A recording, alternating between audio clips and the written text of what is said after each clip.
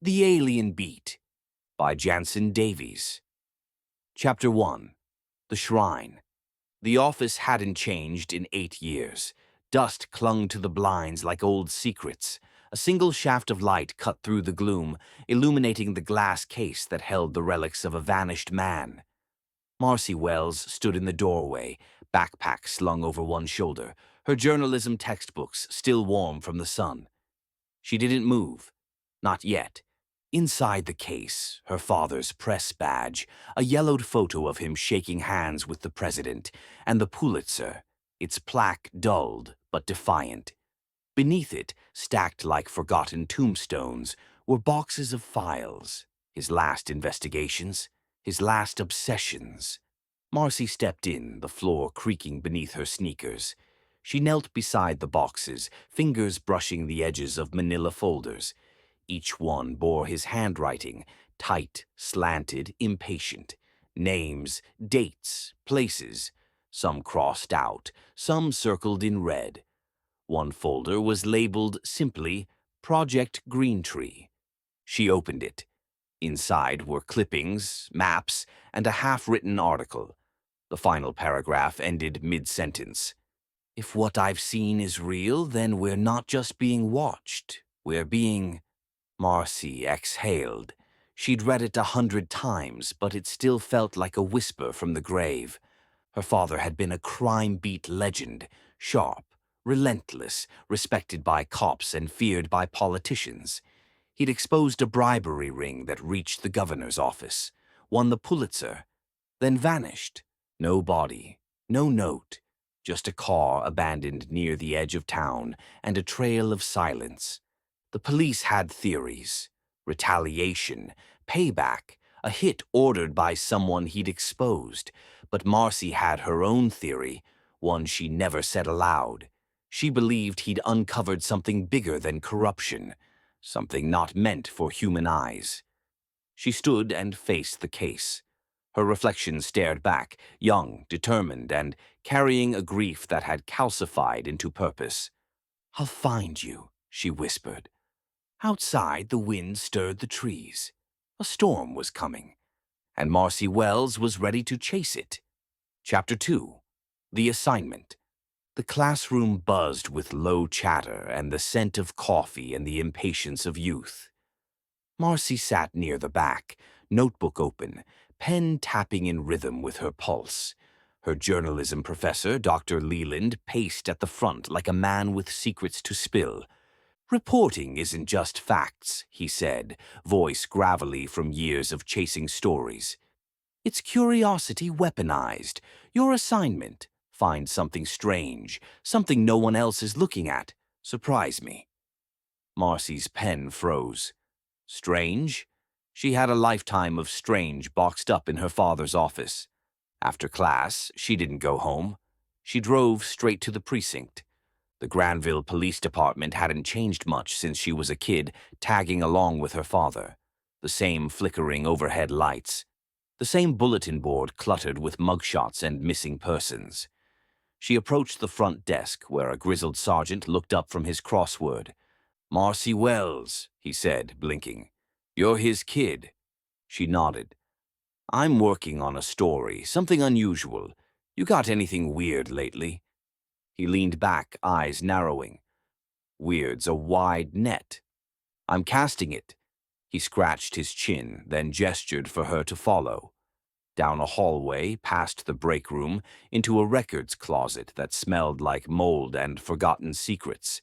He pulled a file from a drawer labeled Unresolved Sightings. "Couple weeks ago," he said. "Outskirts of town, lights, sounds, no aircraft logged, no weather anomalies, just strange." Marcy flipped through the report.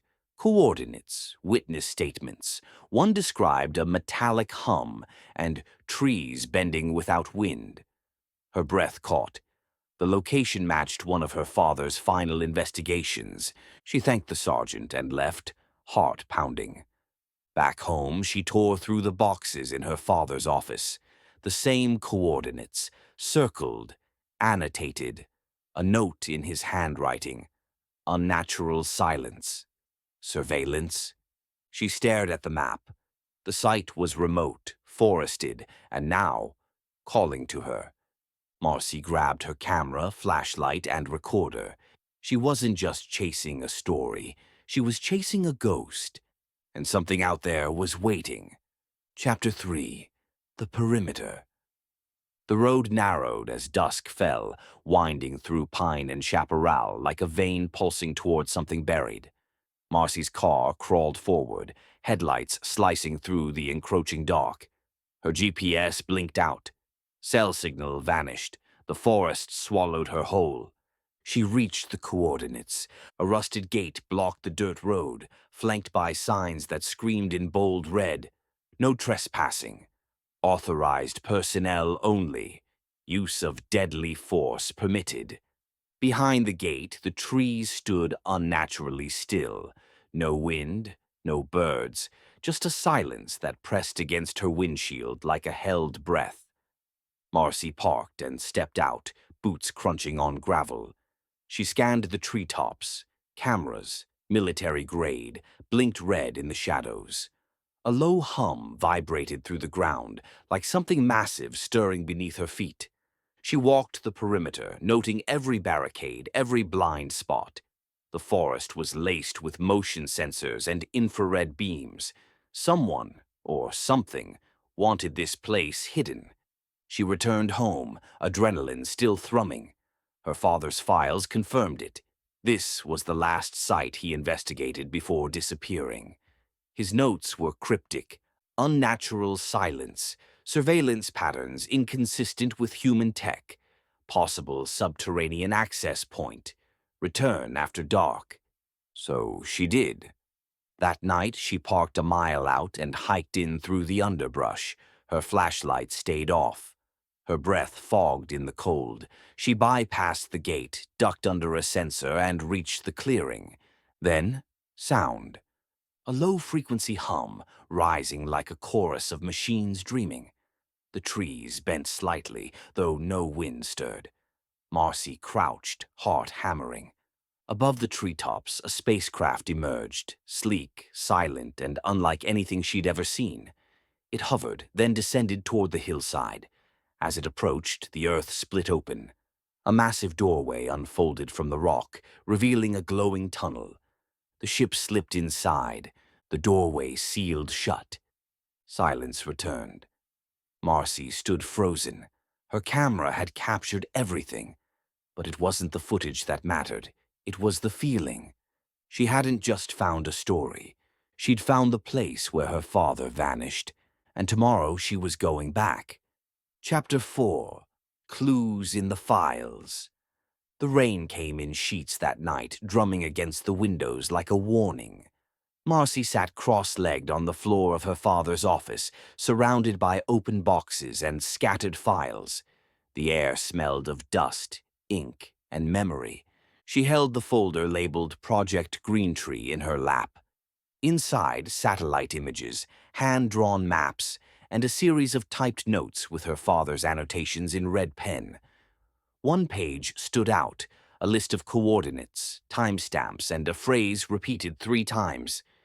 "They're not just watching us, they're using us." Marcy traced the handwriting with her finger. It was his, sharp, deliberate, urgent.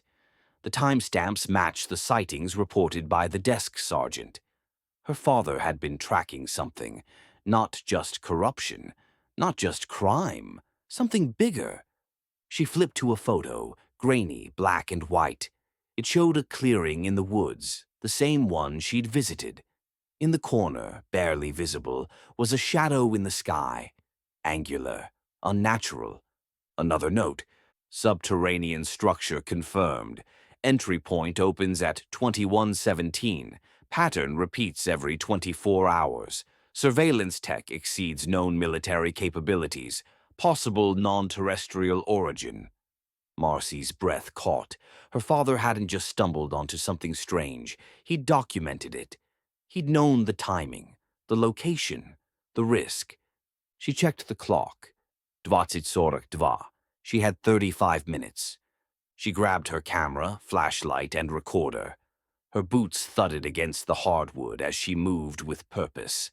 At the door, she paused, looking back at the shrine, the Pulitzer, the press badge, the photo of him smiling like he knew something no one else did. "I'm going in," she whispered.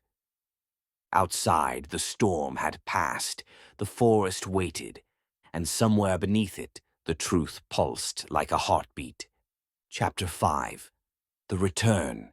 The forest was quieter than before, not peaceful, watchful. Marcy crouched behind a fallen log, her camera steady, her breath shallow. The coordinates were exact, 2117. She checked her watch, 30 seconds. The hum began low, like the earth itself was clearing its throat. Trees trembled, the air thickened. Then, movement. Above the treetops, the spacecraft emerged again. Sleek, silent, its surface shimmered like liquid metal, reflecting stars that hadn't yet appeared. It hovered, then descended toward the hillside. The ground split open. A doorway unfolded from the rock, massive and seamless, revealing a tunnel lit by an eerie blue glow. The ship slipped inside. Marcy didn't hesitate. She sprinted across the clearing, boots pounding against moss and stone. The doorway began to close. She dove, rolling through the threshold just as the entrance sealed behind her. Silence. She stood, heart racing, surrounded by walls that pulsed with light. The tunnel curved downward, impossibly smooth, as if carved by thought rather than tools. Symbols glowed faintly along the walls, glyphs that shifted when she blinked. She moved forward. The tunnel opened into a vast chamber. Her breath caught. Floating above cradles of light were dozens of spacecraft, each unique, each humming with dormant energy. Alien technicians moved between them, translucent and tall, their limbs bending in ways that defied biology. They didn't notice her, or they didn't care. Marcy raised her camera. The lens trembled in her hands. She crept deeper, past consoles that pulsed with data she couldn't comprehend. The architecture was fluid, organic, like the base itself was alive. She passed a wall that flickered with images. Earth cities, human faces, news broadcasts, surveillance, study, pattern recognition. Then she saw the chamber. Glass tubes lined the walls, each containing a human suspended in stasis. Eyes closed, bodies still, preserved. She stepped closer, heart hammering. And there, third tube from the left, was her father.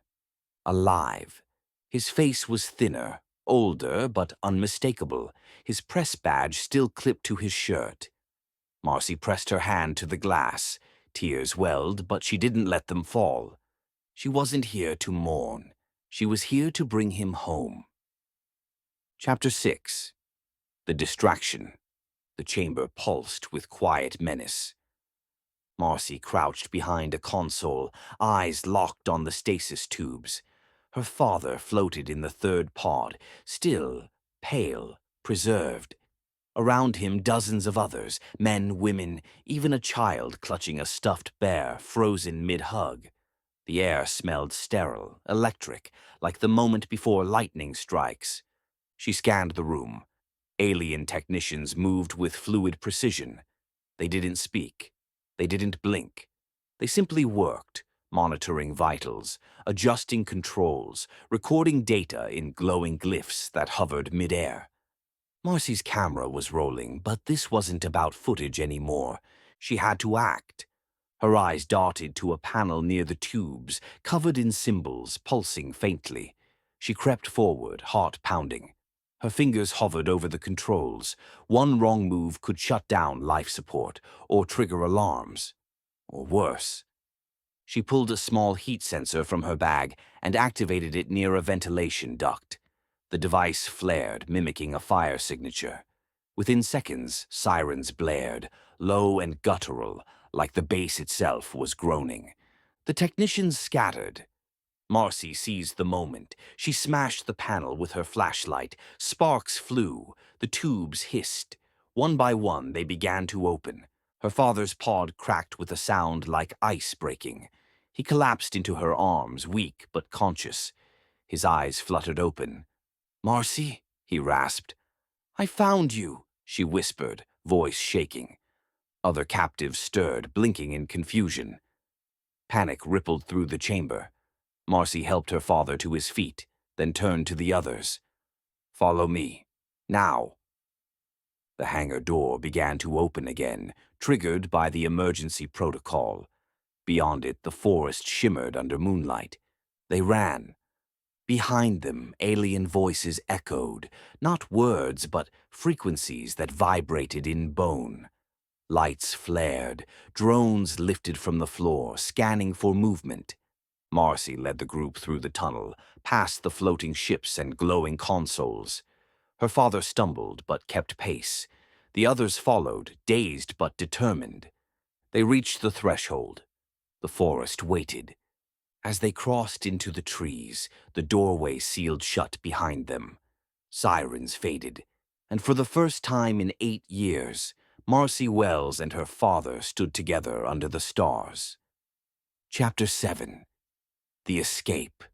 The forest swallowed them whole. Marcy led the group through tangled underbrush, flashlight off, relying on moonlight and memory. Behind her, the freed captives stumbled, barefoot, dazed, half awake from years in stasis. Her father gripped her shoulder, his breath ragged but steady. "They'll come after us," he whispered. "I know," she said, "but not yet." Behind them, the hillside base sealed shut. No alarms, no pursuit, just silence, as if the aliens had calculated the odds and chosen not to interfere. They reached the edge of the woods. Then came the floodlights. Military trucks roared in from the highway, tires kicking up gravel. Helicopters hovered overhead, blades slicing the night. Armed soldiers poured into the clearing, shouting commands, scanning the tree line. Marcy raised her hands. "We're civilians. We need medical—" A spotlight hit her face. A voice crackled through a megaphone. "Step away from the forest. Do not speak. Do not record. This site is now classified." Her father stepped forward, shielding her. "I'm James Wells, news reporter. These people were abducted. We have evidence." A black SUV pulled up. Men in dark suits emerged. No insignia, no names. One of them approached, calm and cold. "You were never here," he said. "This incident is now under federal jurisdiction. You will not speak of it. You will not publish. You will not remember." Marcy stared at him. "You can't ignore this." The man didn't blink. "We don't ignore. We control and contain." Paramedics arrived, ushering the captives into vans. Her father was pulled aside, examined, questioned. Marcy stood alone, camera still hidden in her jacket, heart pounding. She had the footage. She had the story. But she also had her father back. As the convoy rolled out and the forest was cordoned off, Marcy and James were escorted home. No charges, no explanations, just a warning. Inside their house, the silence felt heavier than the forest. Her father sat at the kitchen table, sipping tea like it was 2007 again. "You know," he said, "I worked the crime beat, but I think you've invented something new." Marcy smiled, exhausted. "The alien beat." He nodded. "And it's just getting started." Chapter 8. The Visit. The house felt smaller than Marcy remembered. Her father moved slowly, still adjusting to gravity, time, and the weight of 8 missing years. He sat at the kitchen table, fingers curled around a mug of black coffee, like it was the last familiar thing in the world. Marcy paced. She had the footage, the stasis tubes, the alien technicians, the ship, the base, her father, all of it, on a memory card tucked inside a hollowed-out flashlight, but she hadn't uploaded it. Not yet. The knock came at 3:17 a.m. 3 men in suits. One held a folder, Another carried a briefcase. The third didn't speak, just watched. "We need to talk," the lead agent said. They didn't enter. They didn't ask. They simply stood in the doorway like shadows with clearance. "This incident is classified ultra-top secret," the agent said. "You are not permitted to speak of it. Not to the press, not to your professors, not to each other." Marcy's father stepped forward. "You kept me underground for 8 years. You don't get to tell me what I can say." The agent opened the folder.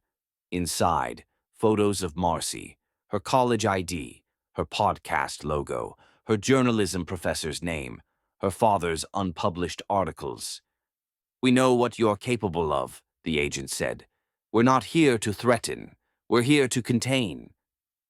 Marcy's voice was steady. "Why us?" The agent paused. "Because you saw too much, and because you're not the first." He handed her a card. "No name, just a number. If you speak, we'll know. If you publish, we'll respond. If you disappear again, no one will come looking." They left without another word. Marcy locked the door behind them. Her father sat back down, eyes distant. "They're scared," he said. "Not of us, of what we know." Marcy pulled the memory card from the flashlight and placed it in the glass case beside the Pulitzer. "We'll tell the story," she said, "just not the way they expect." Her father smiled, weary but proud. "There are other stories to chase." She nodded. "And we'll chase them together." Outside, the wind stirred the trees. Inside, the truth waited. Chapter 9. Homecoming. The morning light felt unreal. Marcy sat on the porch, knees tucked to her chest, watching the sun rise over the hills. Her father stood inside, staring at the refrigerator like it was a museum exhibit. 8 years gone, and the magnets hadn't moved. The calendar still hung open to the month he disappeared. He opened the fridge, pulled out a carton of eggs, and cracked one into a pan. "Still remember how to cook," he said. Marcy smiled. "You remember everything?" "Not everything, but enough." They ate in silence, the kind that only comes after survival. Her father's hands trembled slightly as he held his fork. Marcy noticed but didn't mention it. After breakfast, they moved to the office. The shrine was untouched. The Pulitzer gleamed. The files waited. Her father ran his fingers along the spines of the folders, pausing at Project Greentree. He opened it, scanned the notes, and nodded slowly. "You found it," he said. "I followed your trail." He looked at her, eyes full of something ancient, pride, grief, awe. "You did what I couldn't." Marcy pulled out the memory card. "I have everything. The base, the ships, the stasis tubes, you." Her father stared at it. "You can't publish it." "I know. But you can tell it." She nodded. "Fiction, allegory, science fiction thriller. We control the narrative." He smiled. "You're good." "I had a good teacher." They spent the day writing. Outlines, character sketches, scene breakdowns. Marcy typed while her father paced, dictating fragments of memory, flashes of alien logic, glimpses of the base's architecture. By sunset, they had the bones of a story. A girl chasing her father's ghost, a secret base beneath the forest, a conspiracy that reached beyond Earth. They called it the Alien Beat, and it was only the beginning. Chapter 10. The Signal. The office was quiet, save for the soft clatter of keys. Marcy typed while her father paced, dictating fragments of memory like puzzle pieces falling into place. The alien base, the stasis tubes, the surveillance wall, the ship's silent descent. Each detail was logged, not as evidence but as story. They weren't writing a report. They were building a myth. Her father paused at the bookshelf, pulling down an old crime anthology. "You know what made my stories work?" he said. "I never chased the headline. I chased the pattern. Marcy looked up. What pattern? He flipped the book open, revealing a folded page tucked inside. Coordinates, dates, names, all linked to whistleblowers, journalists, and political dissidents who'd vanished under mysterious circumstances. They weren't just abducting randomly, he said. They were studying resistance, mapping loyalty, testing how far truth could spread before it fractured. Marcy's pulse quickened. You think they were experimenting on conscience? Or trying to understand it? He moved to the whiteboard, sketching a network of locations, each tied to a scandal, a disappearance, a buried truth. The alien base wasn't an anomaly. It was a node. They weren't just watching Earth, he said. They were curating it. Marcy added a line to their outline. The alien beat isn't a story. It's a system. They worked through the night, shaping the narrative into fiction. Names changed, locations blurred, motives abstracted. But the core remained. A young journalist chasing her father's ghost, uncovering a subterranean truth, and learning that silence is the most dangerous weapon of all. By dawn, they had a title. By noon, they had a pitch. And by evening, they had a plan. They wouldn't publish the footage. They'd serialize the story, and in every chapter, they'd hide a signal. Chapter 11. The Boy. It started with Leo. He was 12, maybe 13, one of the stasis survivors Marcy had helped free. His name was Leo. Quiet, pale, eyes too old for his face. He hadn't spoken since the escape, but he watched everything, like he was listening to frequencies no one else could hear. His parents had agreed to let the boy stay over the weekend with the Wells family so they could do their interviews. Marcy noticed it first during breakfast. Leo reached for a falling glass before it hit the floor. Not reflex. Prediction. His hand moved before the glass began to tip. Her father saw it too. Later that day, Leo traced symbols into the condensation on the window, glyphs identical to those Marcy had seen on the alien consoles. He didn't know what they meant.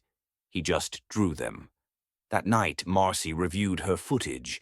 Frame by frame, she watched Leo's stasis tube flicker differently than the others. A pulse of light, a shift in color, a moment of resonance. Her father leaned over her shoulder. They weren't just preserving us, he said. They were evolving us. Marcy turned to him. Why Leo? Maybe he was compatible. Maybe he was chosen. Or maybe he chose himself. They began testing. Leo's reflexes were faster than human. His memory was eidetic. He could mimic sounds perfectly. Bird song, engine hum, even the alien frequency Marcy had recorded in the base. But he wasn't dangerous. He was curious. Marcy interviewed him gently. He spoke in fragments, dreams of light, voices without mouths, a sense of being watched, not by machines, but by something older. They showed me things, he said, not with pictures, with feeling. What kind of things? Leo looked at her, eyes glowing faintly in the dark.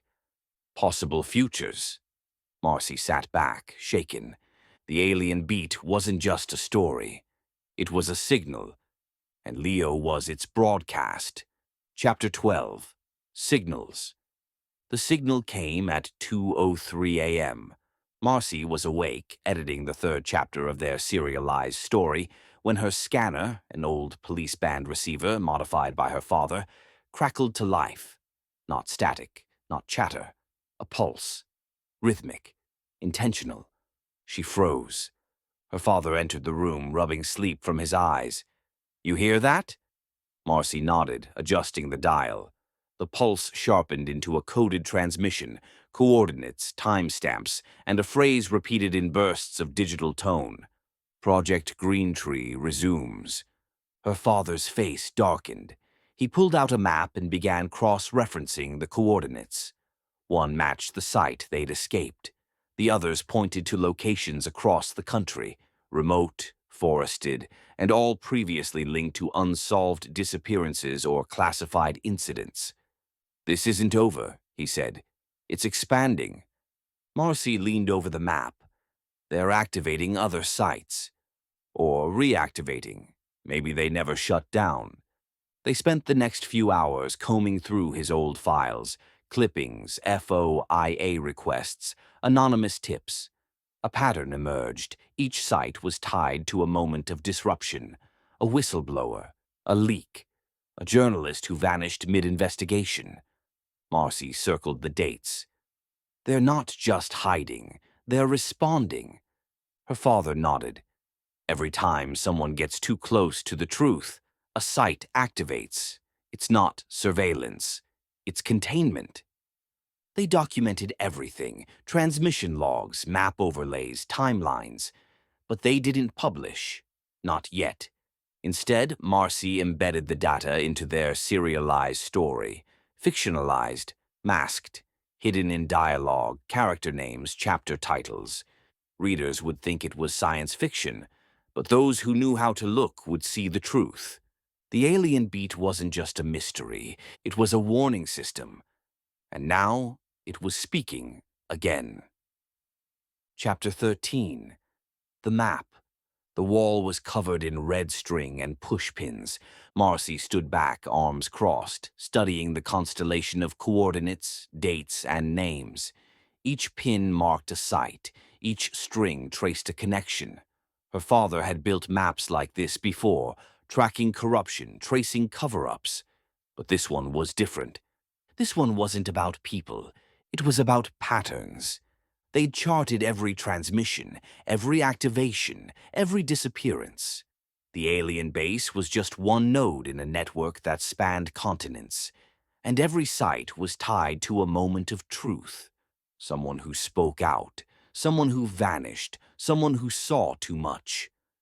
Marcy added a final pin. The map was complete. Her father stepped beside her.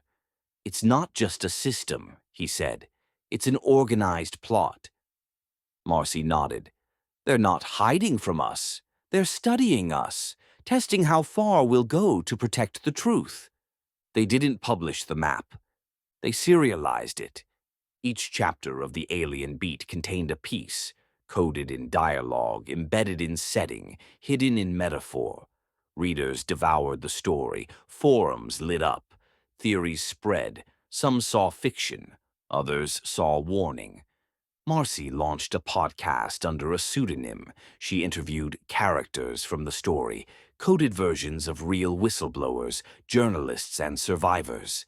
The alien beat became a movement, quiet, subversive, unstoppable. Her father watched it grow, pride and caution in his eyes. "You've built something," he said. "Not just a story, a signal." Marcy smiled. "And it's still transmitting." Outside, the wind stirred the trees. Inside, the map pulsed with possibility. Epilogue. The beat goes on. The newsroom was quiet but alive. Stacks of drafts lined the walls. A whiteboard glowed with plot arcs and coded references. In the corner, the glass case still held the Pulitzer, the press badge, and now, tucked beneath them, a memory card labeled Project Green Tree. Marcy sat at her desk, headphones on, editing the final episode of their podcast. Her voice was calm, deliberate, layered with fiction and truth. "Some stories aren't meant to be told directly.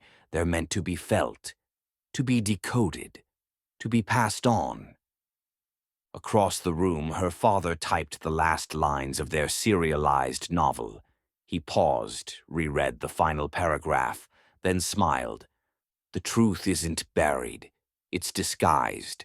And sometimes the best way to protect it is to tell it as fiction." They didn't publish under their real names. They didn't seek interviews or book deals. But the story spread. Forums lit up. Readers connected dots. The alien beat became more than a thriller. It became a map. Late one night, Marcy stepped outside. The wind stirred the trees. A low hum vibrated in the distance, familiar but faint. She didn't flinch. Her father joined her, coffee in hand. "They're still out there," he said. Marcy nodded. "So are we." They stood in silence, watching the stars, and somewhere, in a hidden base beneath the earth, a console pulsed with light. Listening, waiting, recording the beat. The end. Please like, comment, and subscribe. Thank you.